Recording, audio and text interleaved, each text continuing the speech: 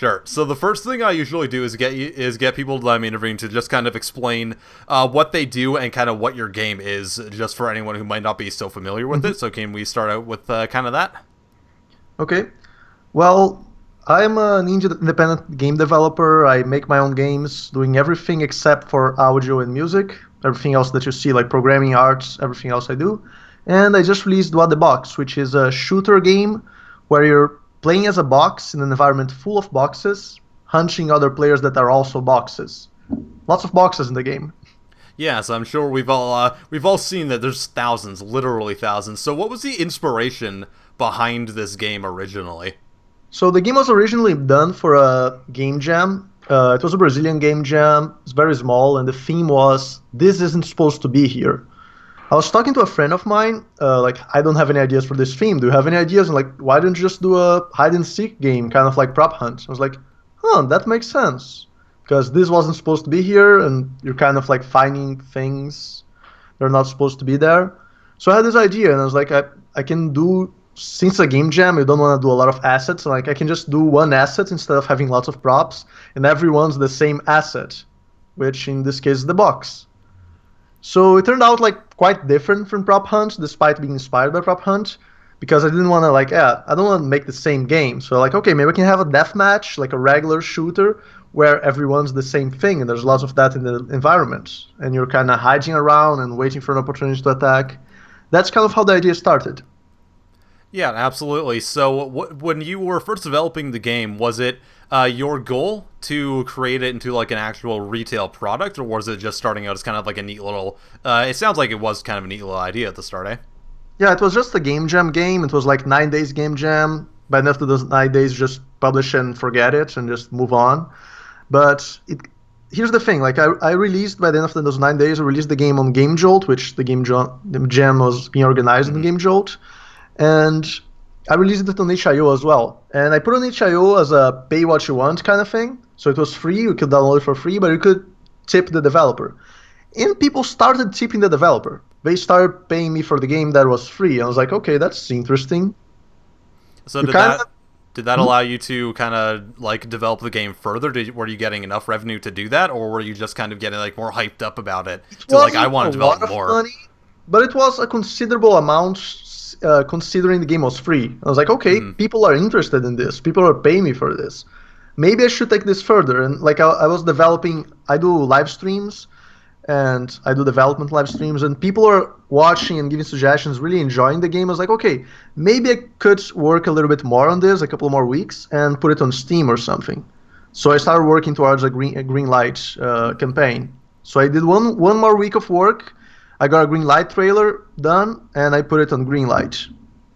And were you like surprised by the response that you got even further? Because I mean, you were featured on I think like Jim Sterling's channel as well. Yes. And other things like that. Like, how was that for you? I was very, very surprised. I was actually streaming when I saw that Jim Sterling did a video on it, and I'm a fan of Jim Sterling. Like, I am a subscriber for Jim Sterling for a long, long time. I love his videos, and I just freak out on the stream. There's a highlight of that on my stream. I get up in my chat like, what the hell? I like run away from the stream. I don't know. It was really, really funny. Oh, I love that, man. So now you are officially released on Steam right now. How's the reception for that been, and has that brought in any different things you have to work on, or like what's your general view on it right now? It blew my mind. Like I was expecting it would go kind of okay. Like I had this expectation set for it, and it just broke all my expectations the first day. It sold way, way more than I thought it was gonna sell. For like I thought it was gonna sell like X in 3 months. It sold that in the first day, and I was like, okay, I don't know what to expect anymore. So now I'm really, really happy. Like I just had some really big YouTubers make videos on it yesterday. I don't know what to expect about this game anymore. There's so many people coming to talk to me and give me suggestions and feedback, and I'm not used to that. It's just usually me and 20 viewers on my channel, and now there's people joining my Discord and posting on the forums, and I'm like, okay, I guess this is my life now. Yeah, it's amazing how that can all change just in an instant these days with the internet, eh? Yep. So, Yeah, like, is this the care first... about my games now, apparently. Is this the first game you've cool. officially released on Steam?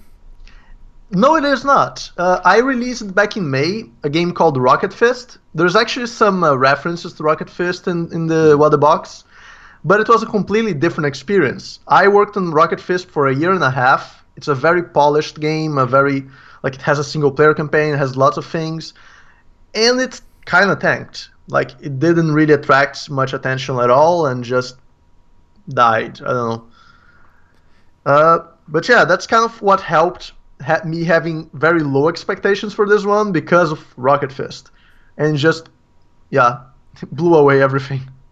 All right, so are you ongoing with development for What the Box? Like, is that going to be something that's adding in new features and things? I know you're working on Yes. possibly skins or something kind of like that. Yeah, the past few days I've been mostly in bug fixing mode because lots of people playing now, lots of people finding bugs that I didn't find before. So people are sending me bugs, I'm fixing them, I'm trying to optimize things. It seems to me that a lot of people think the game should be able to run on lower computers than it actually runs, and they're giving me bad reviews for it. Like, it's not a lot, but like 10% bad reviews right now, which is like 10 people.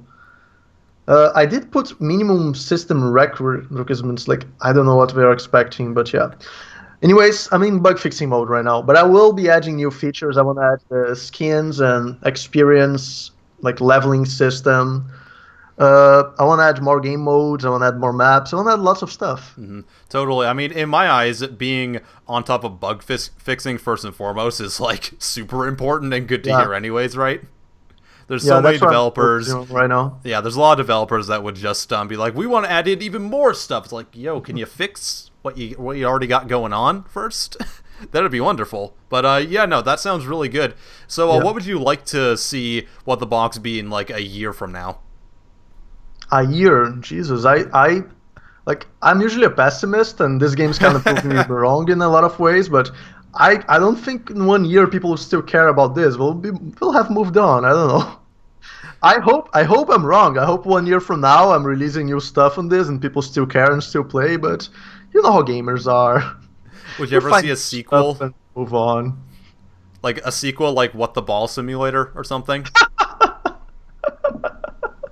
I don't know. What the vase, what the barrel, Yeah. what the... I don't know. From What the Box, what I learned is that I should just make smaller games. So I made this in a month. I should just make smaller games, just funny, quirky, small, 1 month, 2 months dev cycle games, and put them out there and see what people like. That's kind of what I'm planning to do once I move on from What the Box, which I don't know when I'm moving on from. Awesome, that sounds great. So if people are interested in checking it out or checking out your streams or anything, where can they go do that? Well, the game they can find on whattheboxgame.com. My stream they can find on twitch.tv/DanielSND. SND. Sounds good, and I'll throw some links in the description if anyone is interested in checking that out. Thank you so much for dropping in and talking to me about this. Now, is there anything you would like to add in before we go? I don't know. Keep your eye open for the next updates. There will be some cool stuff coming. The super awesome open world sandbox survival update? Oh my god. Is that not on the Sure, table? yeah, it's gonna be like a No Man's Box. No Man's Sky, yes. Oh, I want to see that You're gonna have now. multiple universes, and you're gonna be able to destroy everything, and yeah, it's gonna be awesome. Every box is procedurally generated. Box is procedurally generated and unique. It's a different shade of brown. Some have packing tape, some don't. We created new shades of brown for this game, specifically for this game, that didn't exist before. I love it. All right, thanks so much for dropping in. I really do appreciate it. And I am PattyJack. We'll see you guys next time. Have a wonderful day.